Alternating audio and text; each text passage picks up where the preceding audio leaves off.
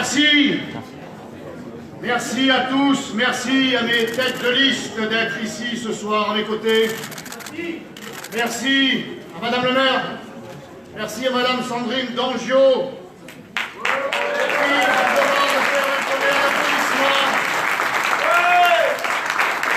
Merci à elle, à l'ensemble de ses adjoints présents. Merci à tous les élus de notre mairie de secteur et à tous nos élus dans tous les arrondissements de Marseille.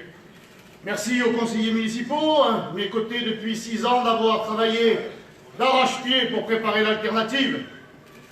Merci évidemment à Nicolas et à ces hommes et femmes du DPS qui assurent la sécurité de l'événement.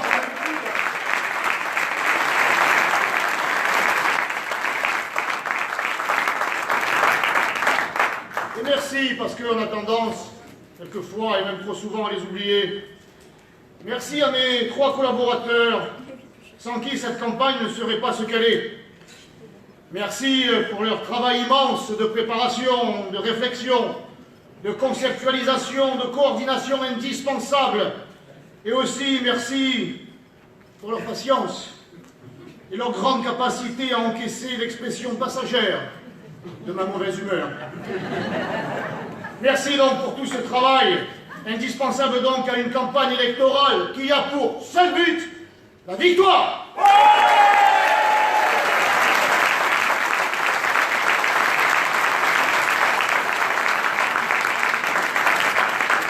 Je voudrais donc que vous saluiez par vos applaudissements cette jeunesse pleine de talent et de courage. Ma directrice de campagne, tout d'abord, mademoiselle Émile Font.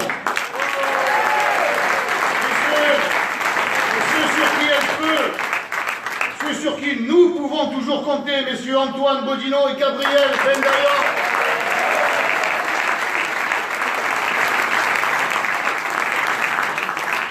Antoine, qui a déjà fêté son 28e anniversaire hier et qui se rapproche donc dangereusement de ses 50 ans.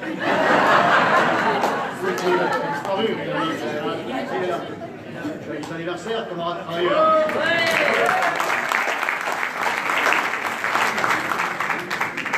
Merci également à mon ami Jacques, un conseiller et rédacteur précieux, fidèle combattant de la cause nationale. Il est là, il est toujours aussi discret mais ô combien efficace. Merci à toi Jacques.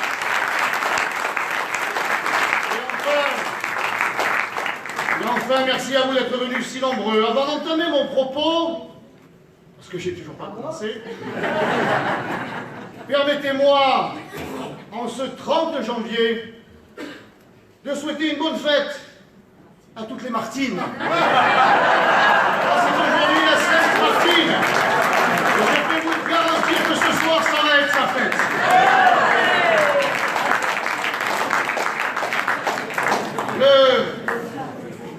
Le programme qui vous a été présenté ce soir est le fruit de plusieurs années d'expérience à la tête de la mairie de secteur et à la tête de l'opposition. Une opposition constructive, sérieuse et force de proposition au conseil municipal. Depuis près d'1 an, avec les élus, mais aussi avec les Marseillais issus, comme l'on dit, de la société civile, nous travaillons sans relâche pour présenter ces solutions, des solutions simples, réalistes et efficaces. Simples car elles répondent aux problèmes quotidiens des Marseillais, réalistes car elles pourront être mises en place dès notre élection, efficaces car elles ont déjà fait leurs preuves dans les 13e et 14e arrondissements et même dans d'autres villes. Je ne vais pas revenir dessus dans le détail, j'ai promis de faire court ce soir, même si les promesses n'engagent que ceux qui les écoutent. Vous pourrez retrouver toutes ces solutions en détail sur mon site internet stéphaneradier.com et bientôt dans toutes les boîtes aux lettres. Ce programme n'a qu'un seul but, retrouver Marseille. Marseille que nous aimons, Marseille qui nous manque. Marseille, la plus belle ville du monde qui mérite mieux, qui mérite tellement mieux. Marseille,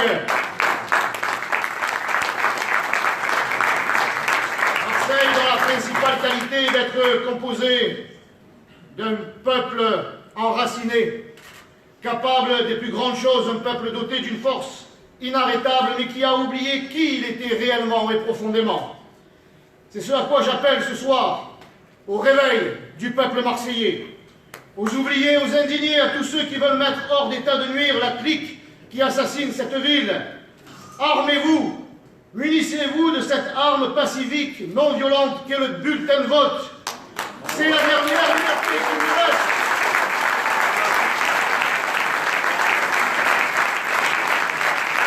Et c'est peut-être la dernière fois que vous pourrez vous en servir avant qu'il ne soit trop tard. Avant qu'il ne soit trop tard. Le bulletin de vote, c'est une arme de dégagisme massif. Il a le pouvoir de tous les faire partir. Si vous ne voulez plus de Martine Vassal, alors votez. Si vous ne voulez plus de Samia Ghali, alors votez. Si vous ne voulez plus d'Yves Morenne, alors votez. Si vous ne voulez plus de Jean-Noël Guérini et de ses enfants, alors il faut voter. Si vous ne voulez plus de Macron et de ses godillots, alors votez. Si vous voulez de Stéphane Ravier, alors il faut voter.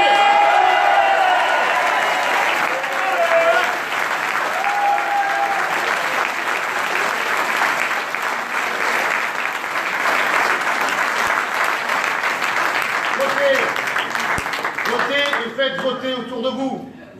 Votez car sinon rien ne les arrêtera. Votez car sinon ils feront définitivement tomber Marseille dans le chaos. Ils ne méritent pas vos droits, mais ça vous le savez déjà. Surtout, ils ne méritent pas que vous les laissiez faire. Ils ne méritent pas la passivité qui leur laisse les mains libres. Ce qu'ils méritent, c'est la colère. La légitime colère d'un peuple méprisé, maltraité, humilié pendant trop d'années. Levez-vous en masse pour leur mettre une grande baffe électorale. 2 grandes baffes même, une au premier tour et une au second tour.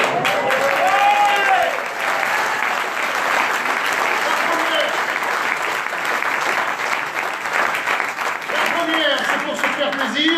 La seconde, c'est pour les faire partir.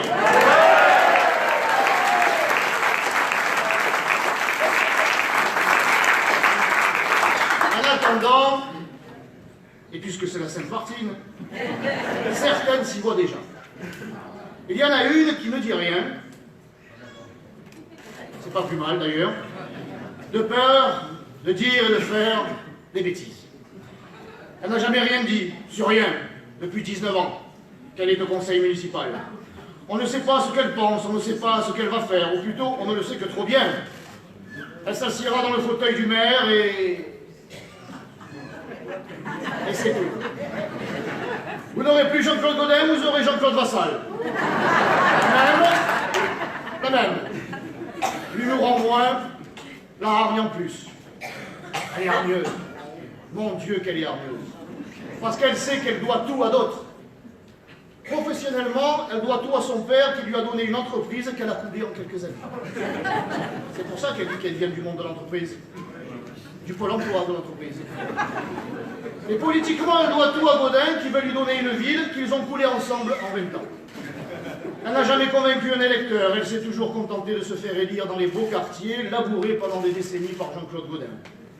Mais elle-même, elle ne sait rien faire de ses 10 doigts. Elle n'a pas été capable d'un seul vrai succès électoral, elle ne s'est jamais battue pour rien. Comment voulez-vous qu'elle mène l'immense combat de relever Marseille? Et sa victoire aux élections départementales de 2015 vient plus du rejet du système Guérini que d'une adhésion à sa candidature. Nous nous battons pour notre pays, pour notre ville depuis des décennies. Pour la France, pour Marseille, pour nos compatriotes et pour nos idées, nous donnons tout. Nous avons pris des coups, beaucoup de coups. Nous en prendrons encore. Mais jamais nous n'avons renoncé. Nous n'avons jamais renié nos idées pour un plat de lentilles avarié. Nous restons droits. Nous restons droits dans nos convictions, la tête haute, avec pour unique occupation et préoccupation servir Marseille et les Marseillais.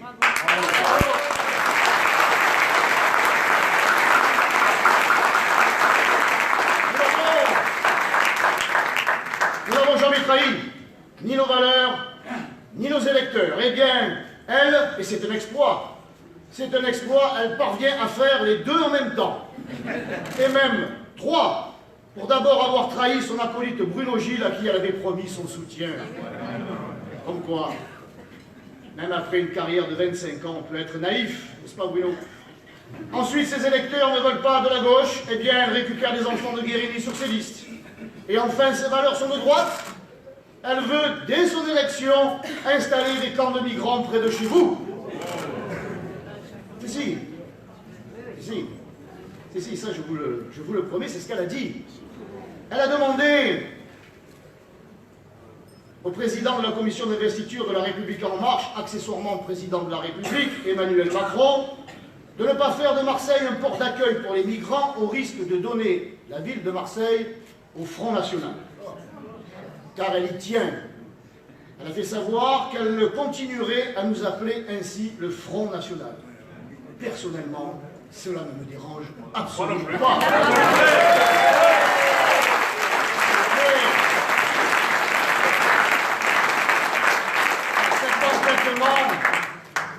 On savait que Martine Vassal était la femme du passif.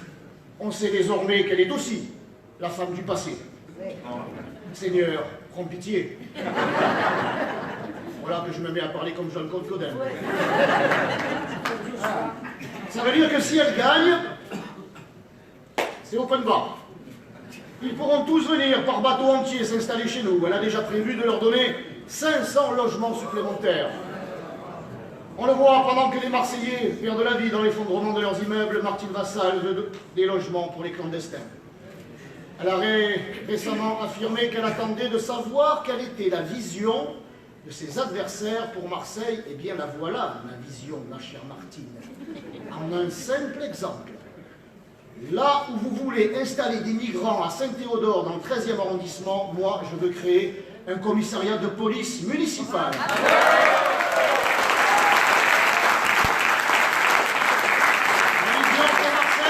Plus de policiers et moins, voire plus du tout d'immigration illégale.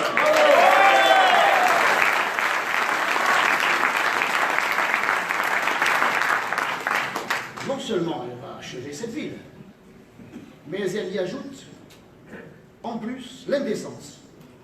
Un an après l'effondrement des immeubles de la rue d'Aubagne, elle expliquait qu'elle avait découvert le logement indigne ce jour-là. Après 18 ans de mandat, c'est à se demander si elle habite sur Jupiter ou si elle nous prend pour des imbéciles ou les deux.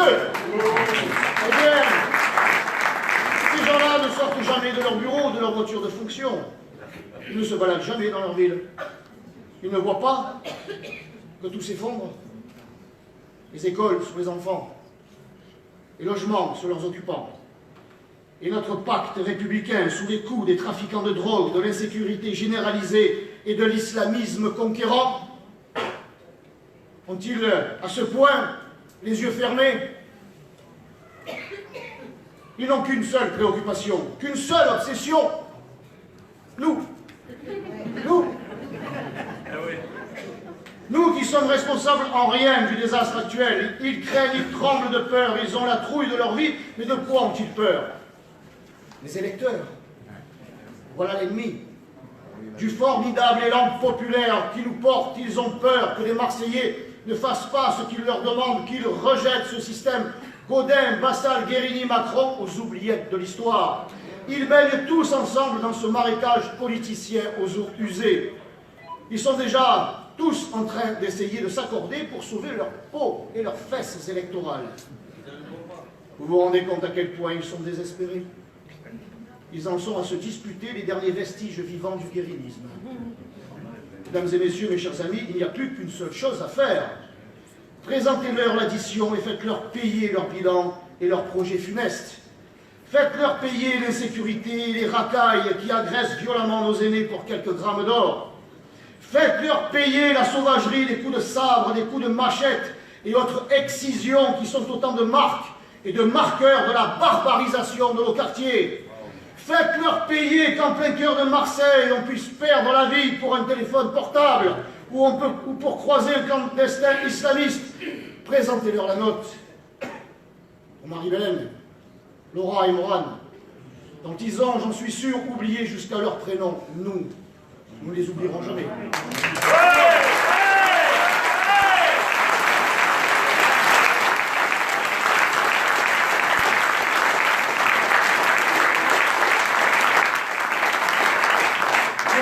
La pauvreté qui frappe plus d'un quart de la population marseillaise, faites-leur payer l'anarchie des camps de Rome, Faites-leur payer la bétonisation, faites-leur payer les 40 000 logements insalubres, faites-leur payer les Malraux, les Cachards, les Santelli et autres Jacquiers, ces élus à la fois marchands de promesses non tenues et marchands de sommeil, qui nous chantent à longueur d'année les louanges de la tolérance, de l'accueil et du vivre ensemble, et qui, dans le même temps, encaissent et s'engraissent sur la misère humaine, en louant à prix d'or de véritables taudis. Faites-leur payer leurs petits arrangements politiciens. Faites-leur payer la guériniste Lisette Narducci, sauvée par Godin en 2014, récupérée par Bruno Gilles en 2020. Faites-leur payer la note pour le haut gradé du guérinisme, Denis Rossi, enrôlé par le sergent recruteur Vassal. Présentez-leur la note pour Samia Ghali, celle qui se veut la Madone de Marseille et qui se dit fière d'être FLN.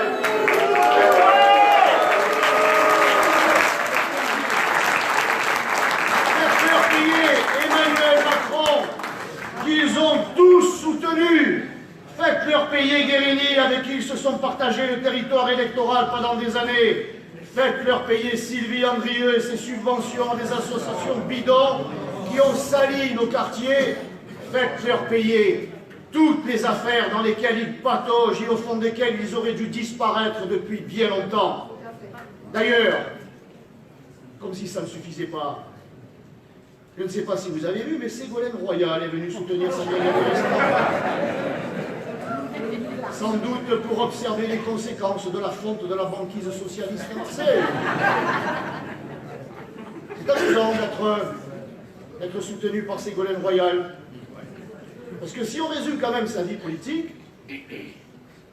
c'est celle qui a perdu face à Sarkozy, celle qui a soutenu François Hollande, puis Emmanuel Macron. C'est dire son bilan. Elle est responsable des 3 dernières catastrophes électorales de notre pays. Ségolène, elle porte la poisse.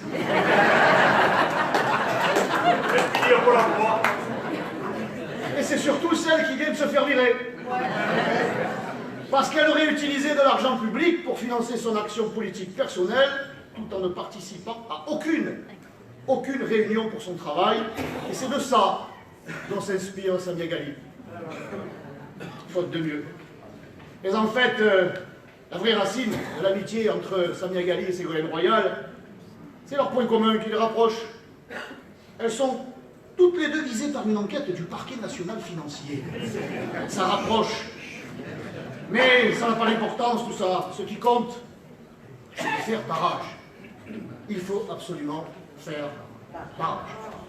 L'insécurité, au chômage, à la pauvreté, à la saleté, au manque de transport.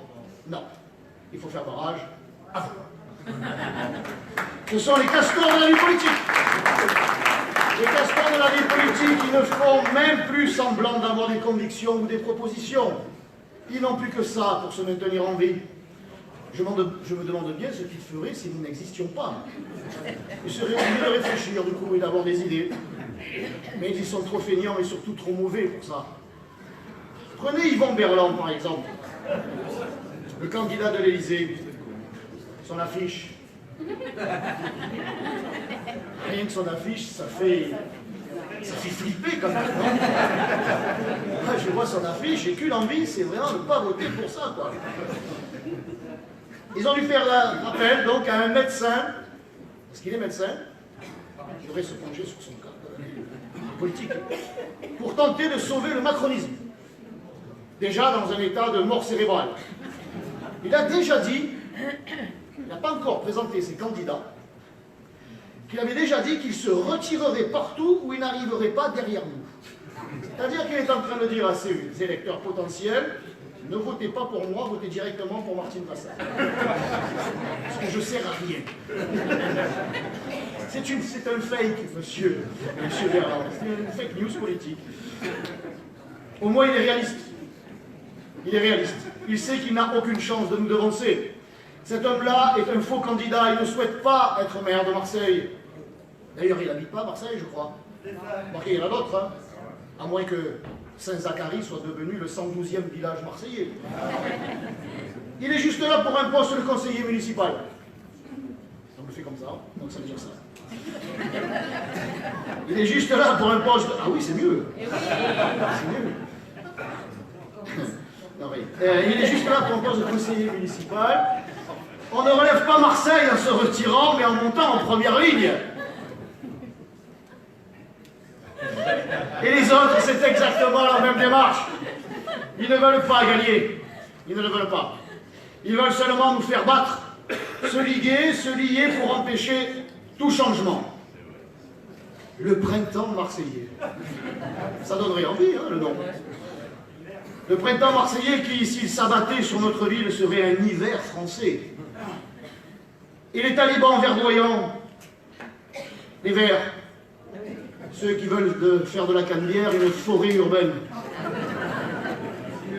Je vous rappelle qu'ils sont favorables à la légalisation du cannabis et qu'ils ont pris de l'avance. Ça envoie sévère.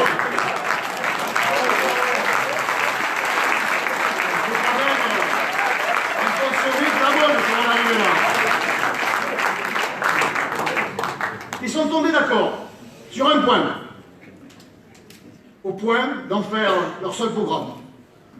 Battre Stéphane Ravier sur Marseille et surtout sur son secteur. Tout ce que la gauche et l'extrême gauche, qui compte de plus ringard, de plus archaïque et de plus nocif pour Marseille, tentent de s'unir pour virer Ravier et sa bande.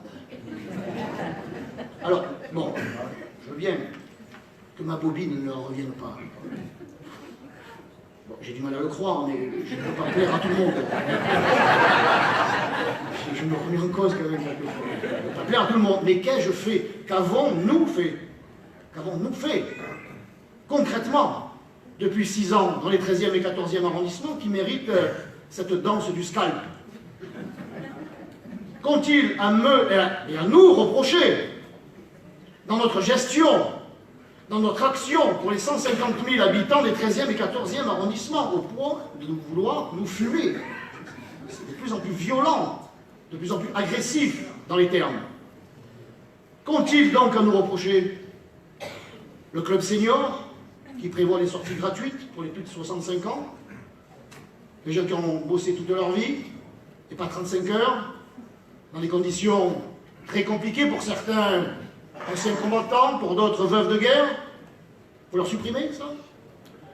Non. La brigade d'intervention de proximité qui vient compléter le travail de la métropole en matière de propreté, les initiatives en matière de sécurité, le démantèlement des campements de Rome, les travaux obtenus pour nos écoles, toutes les écoles. Pour la voirie, la création d'un jardin public, d'un stade synthétique, d'une école des sports, de notre partenariat avec les CIQ et les associations, notre combat contre la bétonisation, l'accès au sport et à la culture pour nos enfants, le soutien aux associations d'anciens combattants, ou peut-être, notre volonté de défendre et de promouvoir notre culture et de notre identité marseillaise, provençale, et que ça leur plaise ou pas, chrétienne. C'est notre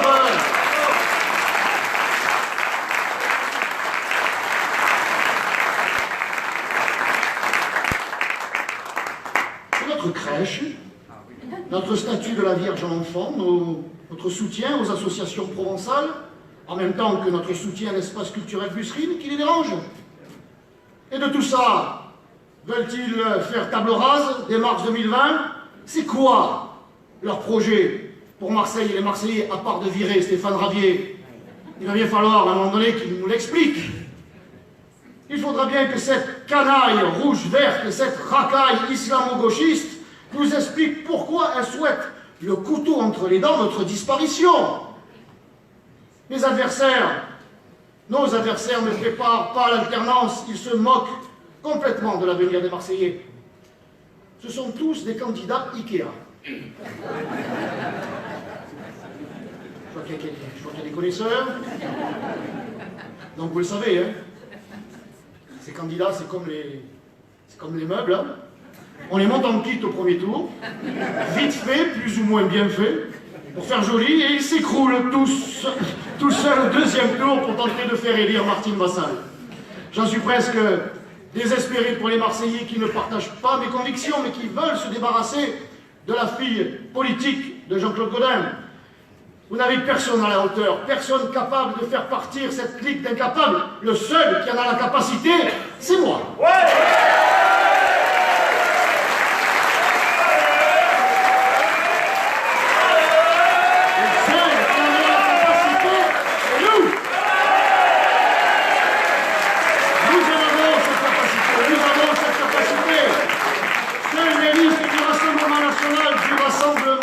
Marseillais qui aiment Marseille peuvent les empêcher de continuer leur politique destructrice. J'appelle par conséquent tous les Marseillais de bonne volonté qui n'en peuvent plus de la spirale de l'échec et qui refusent le coup d'État permanent de la bande des quatre, Vassal, Guérini, Macron, Gaudin. Je les invite à me rejoindre, à nous rejoindre. Peu importe leur vote dans le passé, l'urgence c'est ici. Et maintenant, l'urgence c'est Marseille. Je ne veux former quant à moi aucun front, aucun barrage. Au contraire, je veux libérer Marseille. Je veux l'ouvrir, la restituer pleinement à ses habitants. Je veux et peux les libérer de toutes les insécurités. L'insécurité physique, l'insécurité fiscale, l'insécurité sociale, l'insécurité économique et l'insécurité identitaire. Je veux les libérer de la geôle du gaudinisme en leur évitant le transfert vers la cellule du vassalisme. C'est la même. Là, voyez-vous, mes chers amis, cette immense vague, moi je la vois ici ce soir, cette immense vague qui va emporter les castors aux dents usées et leurs barrages idéologiques déconnectés des réalités de la volonté des Marseillais. Car cette vague est en train de prendre de l'ampleur. Une vague démocratique, populaire, nationale, bienfaisante et qui nous portera jusqu'à l'hôtel de ville.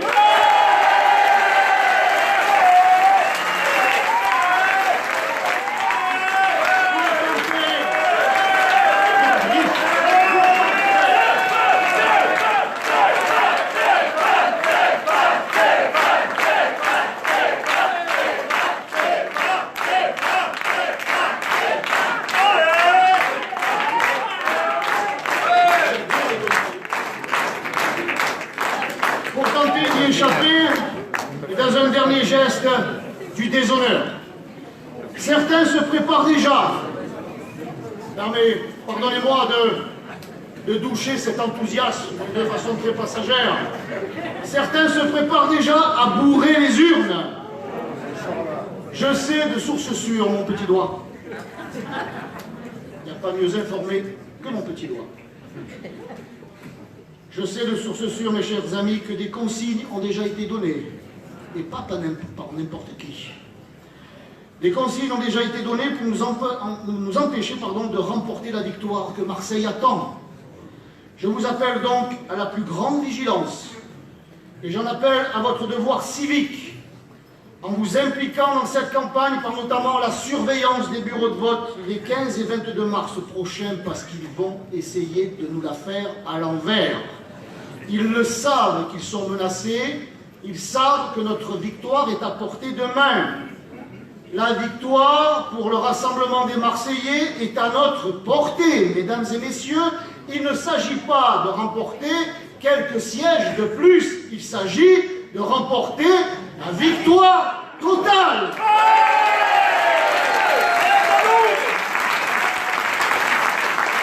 Et si nous la désirons, nous la désirons de tout notre cœur, ce n'est pas pour nous, mais pour notre ville, pour Marseille, pour ses habitants les plus fantastiques des Français. Nous la voulons pour nos vies, mais aussi pour celles de nos enfants et ceux qui leur succéderont. Mes chers amis, la victoire est à portée de main, elle est à portée de bulletin.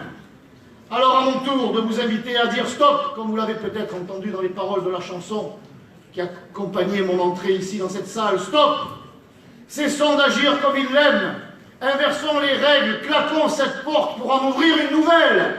Une porte qui ne s'ouvrira plus sur une ville et un peuple divisé, fracturé, fatigué par autant de misère et de tension, mais une porte qui s'ouvrira sur une cité radieuse, une ville sûre, Une ville fière, fière d'être française, conquérante, débarrassée des vautours qui la dévorent. Une ville que nous pourrons aimer de tout notre cœur. Ensemble, mes chers amis, levons-nous et combattons, guerroyons et avec l'aide de la bonne mère.